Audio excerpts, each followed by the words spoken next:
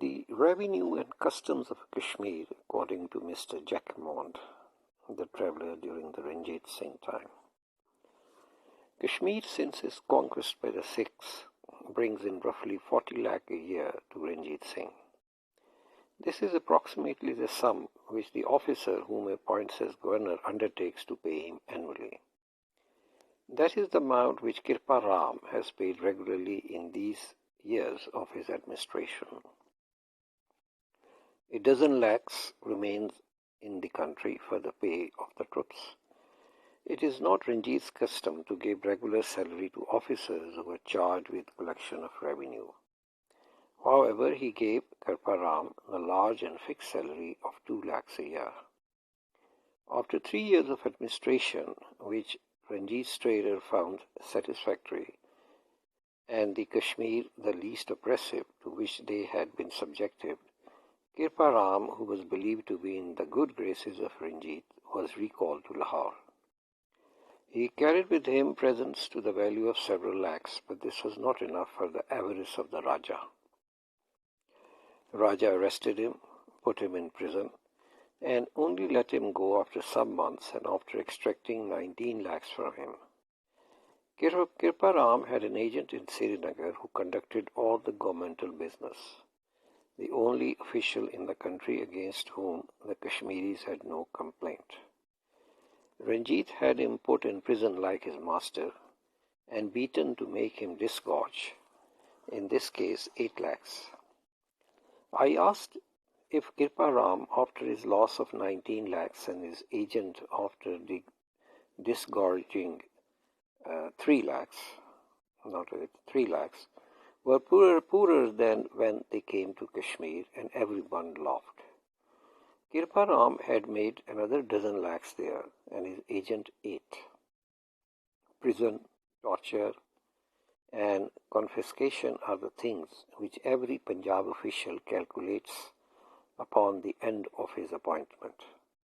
He therefore works upon that basis and misappropriates enough to console him after he has been beaten by the Raja and made to disgorge some amount.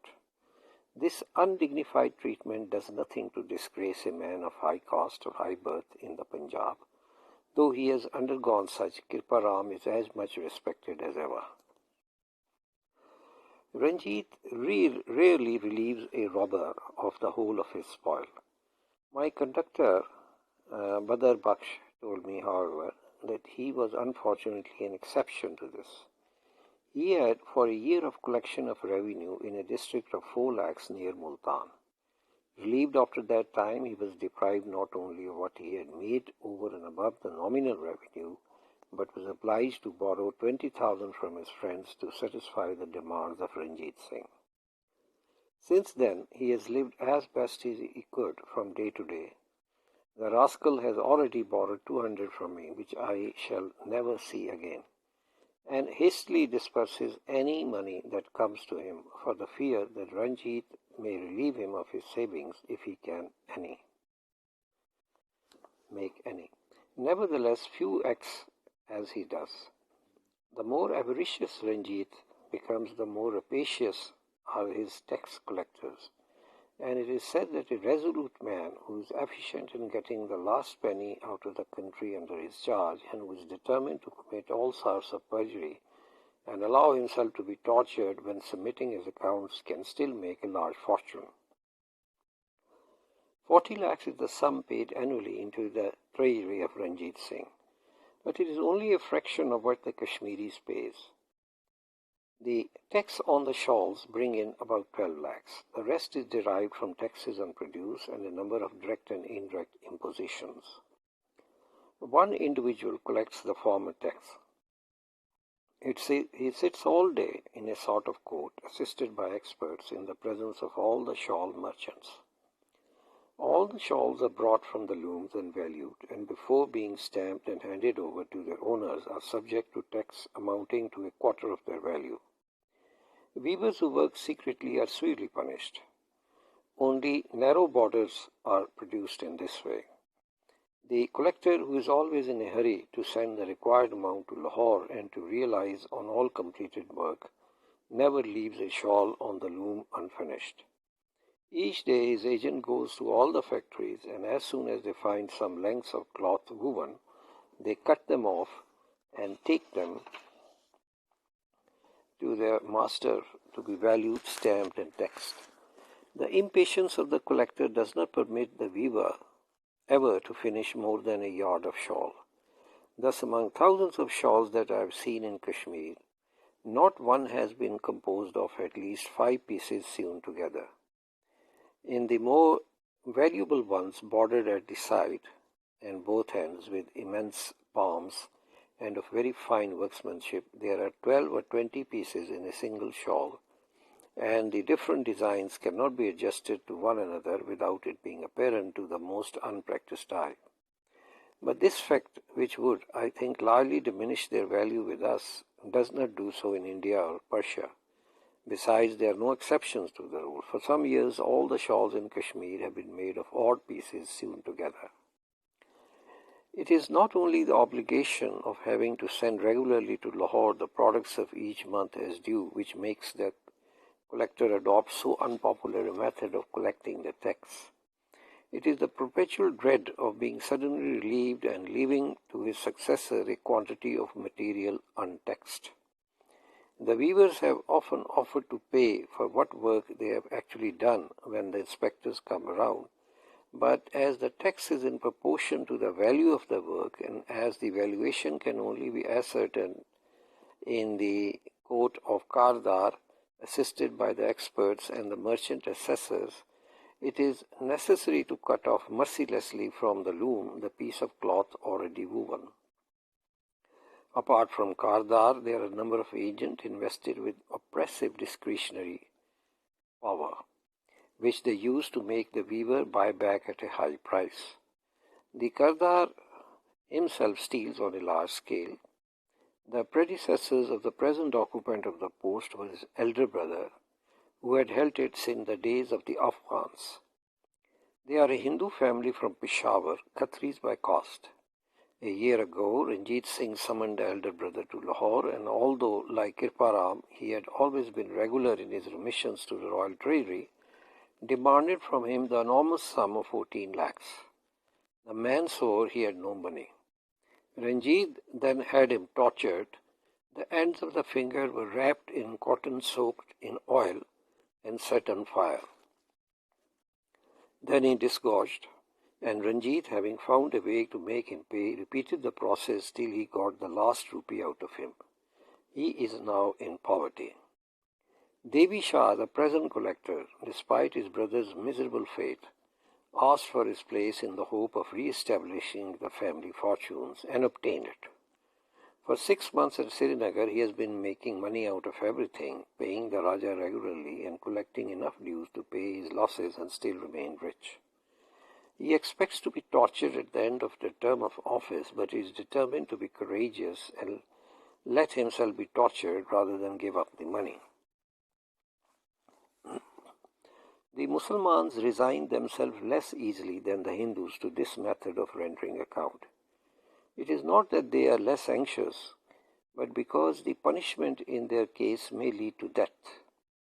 While the Hindu financiers, particularly the Brahmins, are free from that fear, they are always sure of their life. Ranjit has never been known to put one to death. He respects them as the Hindus do their cattle, upon which they shower blows, but which they would have a horror of killing.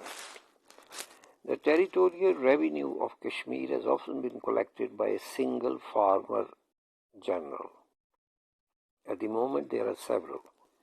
The most important of these is Pandit Ganesh Das. Ganesh goes every year to Lahore to render his account, be imprisoned and whipped. Then he comes back to Kashmir, takes up his business, and enlarges the scope of his receipts if he can do so. Some say he is worth more than 20 lakhs, others that he is a poor man. The first say that he did not amass wealth. If he did not amass wealth, he would not continue the work. The others explain his perseverance as a result of his poverty and his hope of one day deceiving the Raja. However it be, he is one of the most influential men in the country. He His family, since the time of Akbar's conquest in 1586, has occupied important financial position. He lives here 11 months in a year in great style, maintaining hundreds of servants, and periodically at the end of autumn, he has himself carried in a palanquin to Lahore to be beaten and ill-treated in all manners of ways for a month. Nobody but a Kashmiri Pandit would accept such employment in the constant fear of being nearly tortured to death. Under the Afghans, the life of no caste was safe, and execution of farmers of taxes was not uncommon. Even then, they were nearly all Pandits. Nowadays, they consider themselves very fortunate.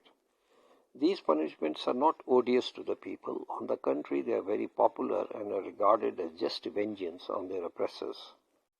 Of all the 6 governors of Kashmir, Kirpa Ram gave the people the least cause of complaint. Yet the news of his disgrace and his misfortune was a signal for public rejoicing. It was justified, for the least oppressive of the governors is a cruel tyrant. The Sikhs of Punjab have such an opinion of the caste of the Kashmiri Pandits that it is repugnant to most of them to take any part in their punishment. Several Kashmiri Kardars in custody in Lahore and destined to be tortured by Ranjit have more than once escaped through the connivance of their guards, and the Raja had in vain given orders for them to be pursued and put back in prison.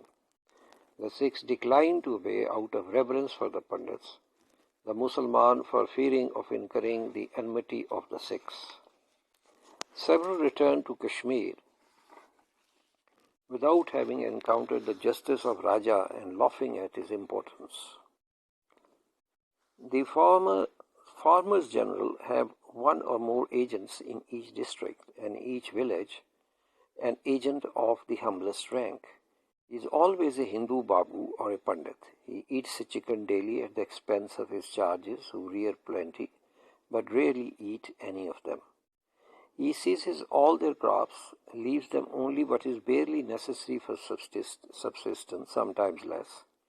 He is a man of abominable character and is loathed by the peasants who are all Mohammedans. Each year, driven to despair, the inhabitants of the village get rid of their Pandit and take to flight. Those who are caught are hanged, and the village is destroyed. To kill a Pandit in the eyes of the Sikhs is nearly as bad as to kill a bullock. The details of the accounting are very extensive. Each of the farmers general, like Ganesh, keeps a whole army of clerks in the city who are busy with accounts from morning till night. So this is the kind of description, and one thing which it does show is that the oppression of the Kashmiris is very long, and the way these things were going under the Sikhs was no better. One of the problems which is reported by the British authors during the Sikh regime was that the Sikh regimes were very hostile to the traditional aristocracy of Punjab, which was obviously mostly Muslim, and they tried to destroy them, and they also tried to make sure that their daughters are taken by the Sikh Sardars, which is something forbidden in Islam. And this was the kind of attitude. And also during the time of the Sikhs, the land revenue was applied in a very haphazard fashion, and the original rights of the landowner was not given that much importance. The land was practically given to anybody who was promising more returns for the Sikh state.